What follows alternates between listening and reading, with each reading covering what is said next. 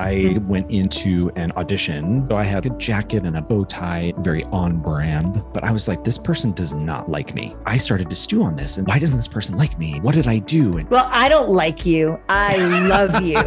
There's just so many ways to go with this that my mind is like, bleh. An hour later, I'm like, what was I doing? I'm making myself upset. And sometimes it really is just okay for somebody to be wrong about me. You can shake it off, or you own it and you relabel it. I don't like everybody that's out there. Why am I trying to hold myself to the standard of being liked by everyone else? If you're so busy getting everybody to like you, you're not going to like yourself. The more I tried to prove, the less I was myself. It's really not the situation itself that is what's harming us. It is what we think about that situation.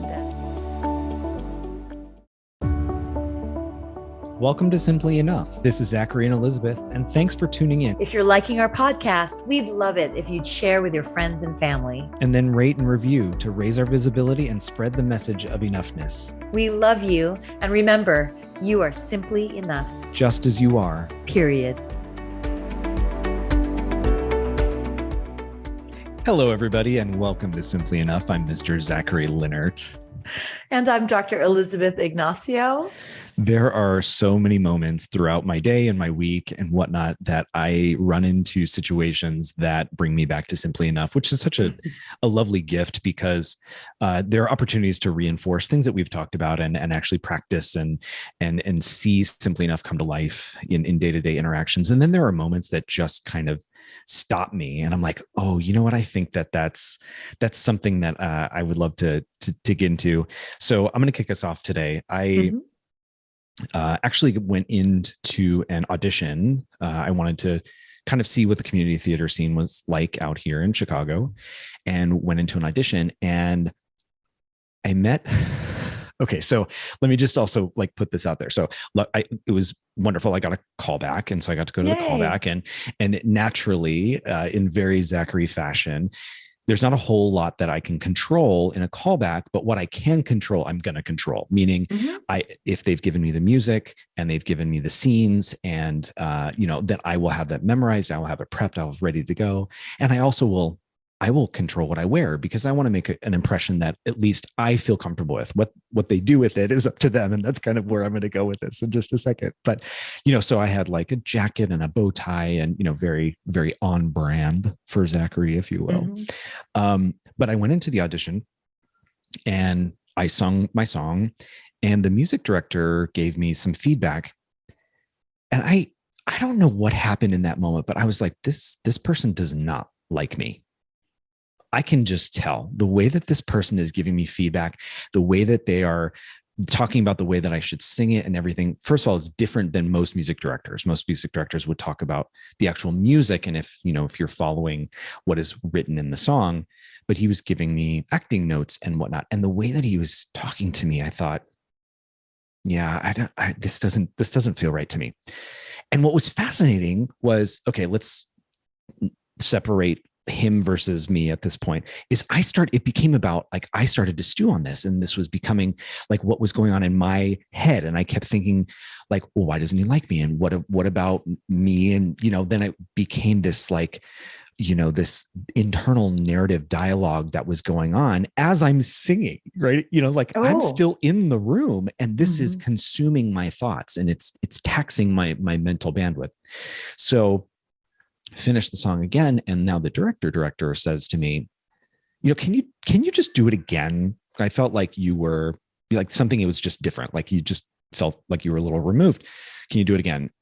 He was absolutely right, because I was so kind of caught up with this exchange with the music director and this sense of the feeling of whether or not he liked me or not. So we finished, I left the room, and there were quite a few more times throughout the evening where I was called back in, and there were just even more interactions where it just felt to me like the way he talked to me was clipped a little bit, or there was a little bit of patronizing language or, things like that. So, okay, we finish, and I get in the car, and I am really just kind of bothered by this, just sitting in this place of, why doesn't this person like me? And what did I do? And, kind of all these questions, as if one, what I believed was true, right? Like I was like, I automatically have decided that he doesn't like me, right? Rather than just an acknowledgement of a separation of just like, that's how I felt, but not necessarily how he felt. Like, but then also just the mental bandwidth that this took me through, of coming back to this idea of being liked and what happens for me when I'm in a situation where I don't think somebody likes me. Does that make sense? Yeah. So why kick this off today is because what was even more interesting is that I, on the drive home, really started to reflect about Simply Enough. And oddly enough, when I got in my car, our episode came on. So it was a nice little like ping, here you go. There's Elizabeth and Zachary. And luckily the visual was there, right? And I kept seeing the me part of it. And it wasn't necessarily about enoughness or meanness, but I realized in that moment that my reaction to this situation took me out of my opportunity for myself, which was I was there to be auditioning for the show and to be part of a community and a performance and everything. And this interaction and then my response to the interaction kept me away from doing what I wanted to do. And I was, wanting to be a part of and an activity that was there for me. So that was a good opportunity for me to come back to like me and what I was there to do, but also to acknowledge I don't like when I think that somebody doesn't like me. I don't like that feeling.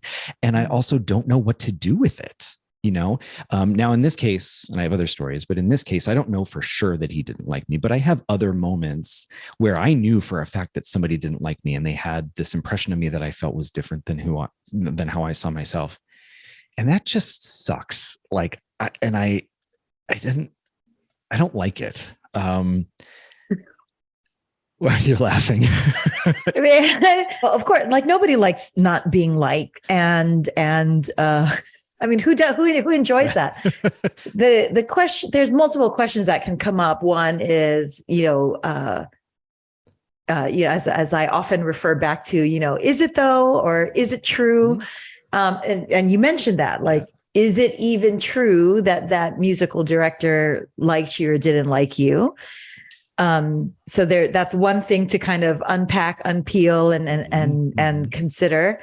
Another thing to consider is, well, is it really you?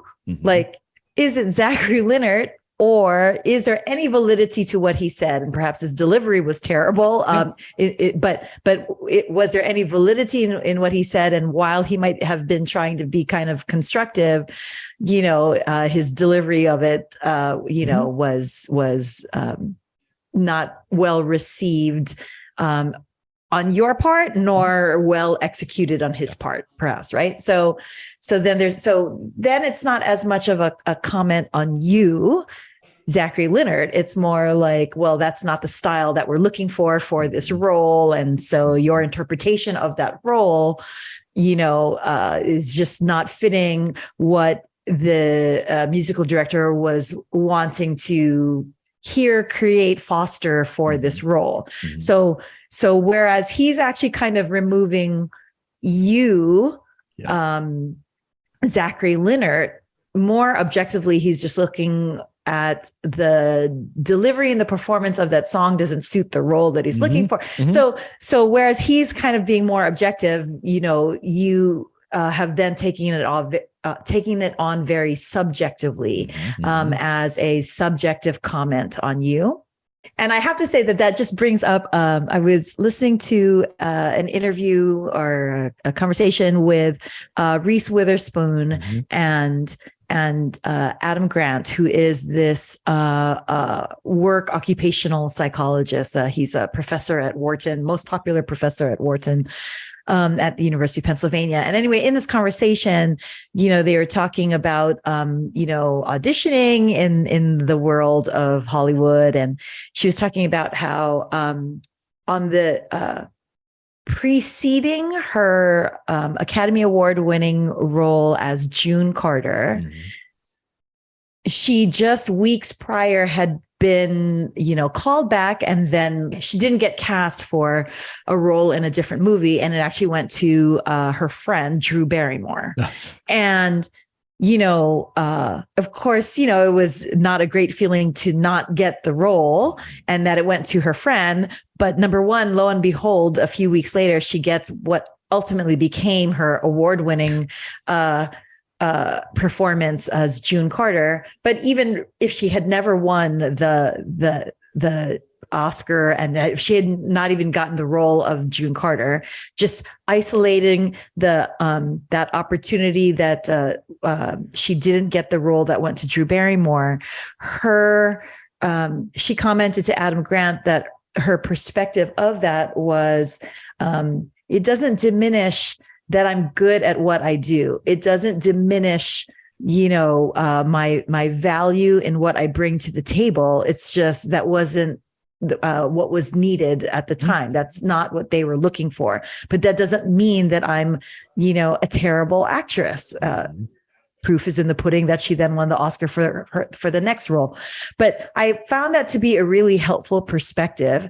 I think it's really applicable in many ways. If one doesn't get the job, or if a senior in college doesn't get the college acceptance letter, or, in my world, a college student doesn't get a med school acceptance, it's very fair in many situations to kind of remove the emotion from it and objectively recognize it doesn't diminish who or what I bring to the table. It just might not have been the fit or the role or the niche that the college was looking for. They only have so many spots in the incoming first year class, and they were looking for this particular type or niche or whatever. It doesn't mean that I was a poor candidate to begin with. I just didn't fit. And so that would be the same, relative to this, music director.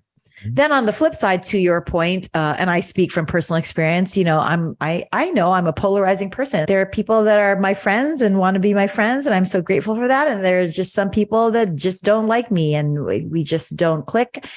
So on that opposite extreme of, actually, they really don't like you, then what is under our control, you mentioned coming to the audition of, there are things that we can't control and there are things that we can control. To your point, the thing that we can control is how we place importance, or how we the thoughts that we feel about that situation of that person truly not liking us. It's really not the situation itself that is what's hurting us, offending us, harming us. It is what we think about that situation that is hurting us, harming us, demeaning us. We can't be demeaned and we can't be disrespected unless we feel demeaned and unless we feel disrespected. People, it's natural for people to have preconceived notions and stereotypes. So I know that there are people that have preconceived notions and stereotypes about me. And I know, and by the way, I say this as if like I've lived this my whole life. No, I've only learned this the past couple of years because when people were wrong about me or had preconceived notions about me or put me in a box, and that used to just really get me angry. And I felt that I would have to prove myself to change their mind and earn their respect, or, prove that they're wrong. And it's only recently that I've learned, I'm making myself upset by having to prove or having to earn. And sometimes it really is just okay for somebody to be wrong about me. Again, I feel like this topic is so ripe with many different ways that we can go with it.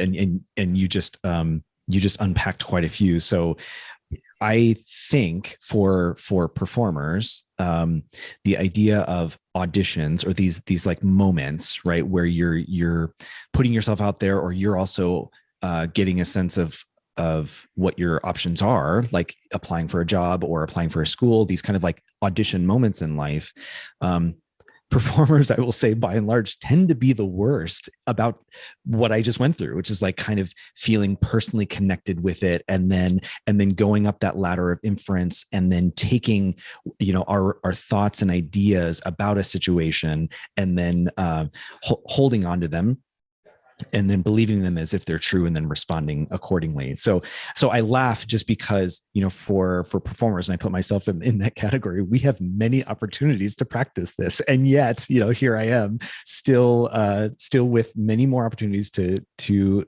continue to find the ways in which that, what you were talking about of the acknowledgement of all of the dynamics at play, not necessarily being, like your point about he could have been giving really good feedback, right? Just period. And that alone I may have missed that because I was responding to whatever energy I was picking up on, or I was responding to, et cetera. So what I'm saying is, even with the number of opportunities that I've had in the auditions of life, so to speak, I still was giggling on the drive home because I recognized an hour later, I'm like, what was I doing, kind of thing. And not to diminish what I was thinking or feeling in that moment, but just how long it took me to get back to that like more centered, grounded place of acknowledging, yes, he was doing his job and you were doing your job. And okay, so maybe you picked up on some things, that's okay, but that doesn't necessarily mean it's true, et cetera, et cetera. So it's kind of that coaching in the moment. And then the other giggle that I will kind of jump off something else that you said is, I don't like everybody that's out there. So why am I trying to hold myself to the standard of being liked by everyone else? You know what I mean? Like, so then even there was that kind of laugh of like, it's, and I'm going to put this on myself, kind of absurd to think that I'm going to go through life with 100% A+ average, even liking me. You know what I mean? So why am I striving for that? Because I have found in those moments when I try to prove, I'm less myself.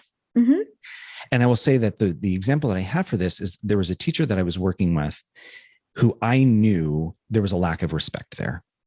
It wasn't just it was a lack of respect. And picking up on that, I was like, well, I'm going to prove to this teacher that I've got experience and that I've got knowledge and that I'm smart and that I'm a leader and all these things. And what I found was all of the efforts that I went through to prove to her were not authentically me. Right. Because now I'm like, I'm articulate and I'm very like studious and I come prepared with everything. And there's like we've talked about in a previous episode, I like to be silly and I like to be fun and I like to laugh, but I also like to get the work done and I like to be serious, but there's a balance there. I like to build relationships. And I found that the more I tried to prove, the less I was myself. Yeah. I mean, there's a saying that if you're so busy getting everybody to like you, you're not going to like yourself. And that's a cute little motto, but there is truth in that. And then to your point, in terms of spending so much time trying to prove to that other person, now you've put the power, your focus, your energies on that person. It becomes about proving something to that director, as opposed to, oh, okay, I do like that point of how I carried, that note, but I don't like that point. And in objectively discerning if there's anything in there that's constructive that can make you better for the sake of you being a better auditioner or a better interpreter of said song, it is now placing everything. It's no longer even about getting the role, being cast in the role. Now all of a sudden it's like, I have to prove it to this guy, to this music director. And so that's where you're, it's cliche, but it's true, handing over your power to somebody else. And you have now altered your focus. And by you, I mean me. Like as much as I'm telling you that I do this all the time, that's the only reason why I can keep saying this with such authenticity, because been there, done that, still being there, still doing that, but at least trying to learn and work through that and recognize when I am doing that. Is, take what I can from anything constructive that can possibly apply, discern when I am making something more subjective and more of a statement on me than it has to be. And yeah, like you know, and if somebody doesn't like me, that's okay. And I recognize also I don't like everybody, I like most people, but we can't be all things to everybody. Right. And also, just like a person can be wrong about me, I can be wrong about that person. So, well, this doesn't actually apply because this person was wrong about me. But anyway, so we can be wrong, and we can react to that wrong assumption. And now it's blown out of proportion. I think about a dear friend of mine, and he sometimes listens to this podcast. So, and others who are in Hawaii might know who I'm speaking of. So I don't know if we can keep this in or not, but so I have a dear friend of mine, and he is a Division I coach. He was formerly a coach here at the University of Hawaii, and I am one of the team doctors here. And he teases me that I'm a coach's coach because I do coach him through things, nothing sports related. In case anybody's wondering, like, why that coach make that call? I'm not talking about coaching him that way. I just mean in terms of life coaching and mindset and well-being. Right. But anyway, I digress. Sorry. So we are very good friends. There was an instance where for a fundraising event, I purchased something, a special event that was related to his sport. Mm-hmm. And it was supposed to have been used during a certain time frame, but I didn't claim that event during that time frame. So he being a friend, and I being an avid supporter, not only of his sport, but of University of Hawaii athletics, I asked and I said, hey, I know I didn't use this event last season, but, is there any way now that an opportunity has come up where I'm hosting other people, I would love to be able to use this event for this season. Is this at all possible? And he, being very, very kind and gracious and very quick to be accommodating, said, absolutely, Doc, let me see. And so, he looked and, got back to me and said something like, well, all of the other, this event was also available for other things. So all of the dates are taken other than this date. And I said, oh, well, never mind then, because that I can't use that date. I'm not available, so I can't host some things. But thanks for checking. I'll just consider it a donation then. Because now obviously I'm not using what I purchased in the auction. So I said, just consider it a donation. And mind you, by the way, also this was all via text exchange, which much can be lost or misinterpreted in tone and in intent on text. But that is what I said. So I spoke my truth, which was, no, never mind. I can't use it. So thanks. Just consider it a donation. And then 3 weeks later, I get a phone call from said coach. And he starts off already saying, I've been stewing over this for 3 weeks because I've been really upset because I just really feel like it was like passive aggressive of you. And that I was really upset, but I didn't want to stew on this any longer. So I just want to call so that we can just, sweep this under the rug. And there was silence on my part for like a couple seconds. And I literally said, Coach, I have no idea what you're talking about. I didn't know you were mad at me. And he was like, well, yeah, you were passive aggressively mad at me. I'm like, I can honestly tell you, I have no idea what you're talking about because I'm not mad at you at all. What are you talking about? And he said, when you said that you weren't going to use the event that I was offering to you. And, so I just took it that, you were unhappy with the answer. He said, with all due respect, I meant what I said. That's all that I can say is I meant what I said. I can't make that date. Never mind. No worries. consider it a donation. There was nothing snarky intended. Yeah. There was nothing, no, passive aggressive, read my mind, what I really mean kind of thing. No, I meant what I said. So I was, it was done with me. And he's like, oh, really? And I said, yeah. So you've been stewing over thinking that I was upset these past 3 weeks. And I had no idea that you were thinking that and that you took it that way. And I didn't. And in all fairness, if you reread my text, I meant every word what I said yes. with no malice whatsoever. Mm-hmm.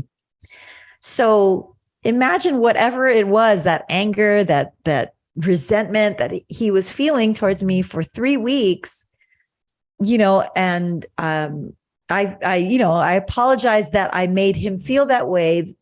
Yet I will also say there's a part of me that's like, what am I apologizing for? Like literally I truly was speaking my truth of, okay, well that date doesn't work for me. So that's okay. Never mind. Thanks for trying. Consider it a donation. I was at a leadership, a school leadership retreat, and we had a facilitator come in, and the facilitator shared a tool or a way of thinking that speaks to exactly what you're talking about that I come back to a lot. And it's called the Ladder of Inference. And I don't know who came up with that, if it's copyrighted or whatnot. So forgive me for not having that at the ready. But the way that the way that the facilitator presented it that I have held on to is it's a story that I think many of us can understand. You're in a crowded parking lot. Okay. You see somebody that has gotten into their car and you see like their rear lights light up like they're going to pull out of the spot. You put your turn signal on and you're waiting to take that spot. As that car pulls out, another car comes around that's facing you. That car pulls into your spot, right? Which, you have marked by all accounts in all of the appropriate ways that that's your spot. What you know to be true is exactly what you're talking about, which is that spot had a car that was leaving. You put yourself in a position to be ready to take that spot. And you even indicated that you were going to put in that spot, that you wanted to take that spot once that car left. And then another car came in and parked in that spot. Those are like essentially the facts that you know. Now, those of us then can go up the ladder, quote unquote, where we start to make judgments about the person who took the spot or the person who left it. Like maybe, they didn't want me to get it, so they got out in a way so that the other person, you know what I mean? All those things where we start to go up the ladder of inference. And then we make, to your point earlier in the episode, we get to a place where our reactions, our thoughts, our feelings become the truths by which we see everything, right? Yes. So we can't even entertain, or it's hard for us to entertain the possibility that the other driver didn't see us or maybe has an emergency, whatever. It doesn't matter. The lens by which we see them, which is they're an awful person, they are selfish, they took my spot, all those things about me and them that we put on them are all indicators that we have gone up the ladder. Right. And we are so far up the ladder that it's hard for us to get down. And what you're talking about is exactly that, which is the facts are the facts, right? You said what you said, but that person, and I'm not judging that person by any means. So what I'm saying is this, we do this all the time. Right. And why I'm saying this is because even in that moment where I said, I thought the music director thought all these things of me, it was still an hour that I came down from the ladder and acknowledged what you were saying, which was, okay, was there feedback there? What were the facts that I knew, et cetera, and talked myself down and came down from the place of believing truth based on my thoughts and feelings and reactions. Yeah. I don't know that we'll ever have the opportunity that you had with that coach, but how many times, and I will speak out loud, do we live with those feelings about others or those feelings about ourselves? People live because we don't recognize that we've gone up the ladder of inference, or they don't, but now we've assumed that to be true and our relationship is thus affected, or we hold on to that angst or that energy or those beliefs about others and whatnot. So I just throw the ladder of inference because as soon as you started talking, that's fantastic. Like, I know exactly a great connection to this. And that's where, in terms of our own reaction, there's that saying, and we had an episode on this, in terms of resentment is a poison that you drink, right? So you're just harming yourself, or I'm harming myself with the resentment that I'm holding on to. Secondly, also, when you say, and you might not have the opportunity to like I did with that coach, to like circle back and clear the air. And, honestly, sometimes like this musical director, you might not ever have that opportunity. And then there's just a little part of me that's like, okay, well, what's the big deal in that? Right. So that's where you also let go of that resentment, and you put down that little, flask of poison, because it's like, well, shucks, that, Thirdly, again, especially if, let's pretend that was very objective, his delivery was not great, your receiving of it wasn't great, and so the two never the twain shall meet in that scenario of this role of this musical. I think of Denzel Washington. So Denzel Washington was you giving like I don't know whether it was a graduation speech or inside the actor studio interview. I can't remember, but he was talking about you never know what comes from a particular situation. And it might be years down the line, but you just never know. And specifically what he said is, for his like first Broadway audition, it happened to be a musical. And, Denzel is so cute. He's so funny. He's like, brother cannot sing, but he like gave it his all for this audition at this particular theater. I don't remember the name of the theater, but he was at this theater and he was terrible. And he's the first to admit, like, that was not the role for me. But, I took pieces away from that and I lived and learned. And lo and behold, the director years later of that that musical, that quote rejected him, remembered him, thought of him. And he was not famous yet either. So it's not like, oh, this director is trying to like jump on his name. No, this was just like, a couple of years later, he still hadn't made it big, but that director that did not cast him for that musical, cast him for a play, for a drama, thought, you have to audition for this. I remember you and I think that you'd be perfect for the role. So I want you to audition. He did in fact get that role. And guess where that, the play was, being staged at that very theater where he was first rejected. So again, also, you just never know what comes from a situation. And so why drink the poison? Why harbor the resentment? And then lastly, I just do want to say this point.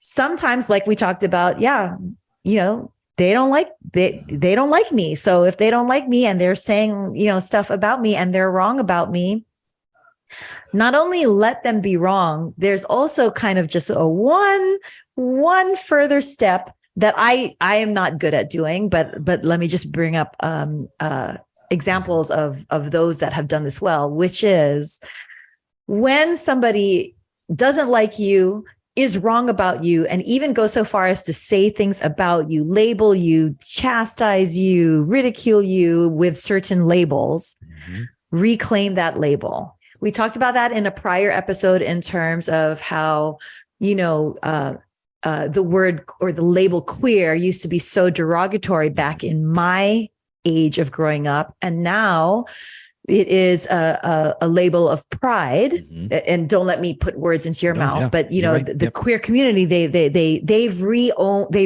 reclaimed the word and the name queer so that it means something different to themselves, right? And again, correct me if I'm wrong. No, you're right.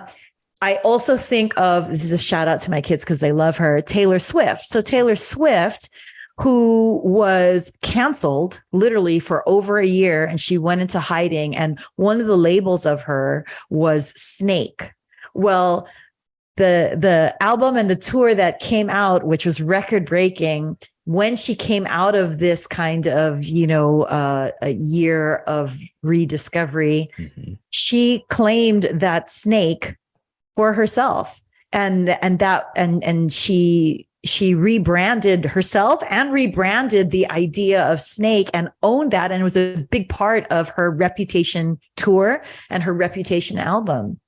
My son, who just recently, yay, Mikey. Uh, has been chosen to be the proconsul for the student body next year. He had to give a speech, and he wanted the speech, to have meaning, but also be humorous. And so in the mail, in preparation for this speech, there's an Amazon package, and he opens it and he pulls out this black shirt with this like white skull and crossbones kind of thing. And I'm like, ew, what is that? That looks so negative, Mikey. Why would you wear that for a speech to the student body? Yeah. And he said, oh, it's because, and I don't remember the character's name. There's a character in Toy Story who had like buck teeth and spiky hair and not attractive. And he was like, just unattractive. Mikey, when he was in 8th grade, he said that he was bullied and was like teased that he resembles this kid. Mm-hmm. And, but now through his journey in high school, and here he's going to be, the proconsul, head of the student body. What a journey that's been. Yeah. In his speech, he wears this shirt, which is the shirt that this character is wearing in Toy Story, where he owns like, yeah, I am this kid. And whereas that used to be a bullying label, now I can actually poke fun at myself and now bring levity to it and humor to it, as opposed to like the damning bullying imagery and weight and hurtful arrows that they were in 8th grade. They're now a point of reference for humor and self-deprecation and overcoming, actually. First of all, so that's like people can be wrong. Well, I mean, my point just being like people can be wrong about you and you can shake it off. Another Taylor Swift song. Yeah. So you can shake it off, or actually whatever it is that they're wrong about you and trying to sling at you as arrows, you catch those arrows and you own it and you relabel it. Mm-hmm. And it can be a different definition of what that label was first meant to be. I thank you for that. First of all, at Mikey's age and Taylor Swift's age, and to just have that groundedness and that centeredness and the sense of humor, to just be yourself and also be so not unaffected, but to take that and then empower yourself with it. I wish at 41 I had that ability. So, but what I will say is, you reminded me that I had a similar moment when I was in college, where I was trying to work on essentially a group project, and he hadn't come right out and said it at this point, but I could tell this group member really, really didn't like me. I mean, the way that he spoke to me, it was the kind of thing where I didn't really notice it until other people said it. They're like, wow, he's like, that's not okay. Hostile. The way he talks to you. Yeah. Yes. Mm-hmm. Exactly. And we finally got to a point in one particular group session where he was like, I just don't like you. And I said, great. Can we move on now? Can we get the project done? Right? Like, fine. I'm not like bothered by it or whatever. And he's like, well, I just don't, I don't think that you're smart enough, blah, blah, blah. And I'm okay. So I'm not smart enough. So then I'm smart enough to do part of it. Right. So now I'm just like kind of poking fun at what he said, but yeah. But to your point, I took his words and then made them my own, so that what his definition and my definition were obviously different, but I was comfortable with my definition insofar as it was still me, it was authentic me, and it disarmed anything he wanted to hurl at me. Mm-hmm. So how, can we take lessons of maybe our youthful selves, or Mikey or Taylor Swift at 41 years old, to just shorten that time, right? To still be like, okay, I'm bothered by the fact that I think this person doesn't like me. I'm not going to shut that down. I think that's always going to be a part of who I am. But taking a cue from Mikey, from Taylor Swift, from even Anne Hathaway, who went through her whole world of, people said that she was inauthentic, et cetera. And she even adopted some of those words, right? Mm-hmm. And put them out there, and not to the same degree that Taylor Swift did. But to find inspiration from our youth, to just stay authentically ourselves, and also to be so grounded and impenetrable in a way, It's well, I don't want to say impenetrable because to your point, which I was so relieved and when you said it, which is, it's not that you're never going to feel hurt if somebody doesn't like you, or you're never going to feel or wonder if somebody likes you or not. It's just a matter of recognizing it, allowing yourself to feel that way, but then shortening that time of anger, resentment, feeling the need to prove, feeling the need to disprove, shorten that time of that reaction. Yeah. So as not to vilify, deny, dismiss, or bury that reaction, but just so as to not live in it and abide in it and let it and allow it to define us. Yeah, absolutely. Absolutely. Well, thank you. Thank you. Well, I don't like you. I love you. And I thank you. I really, when you started to say that, I was like, oh God. Like I thought she's making a joke. I went into that like, oh no. Come back down the ladder. Come down the ladder. I love you. I'm grateful for that story. I'm grateful to you. Grateful to our listeners.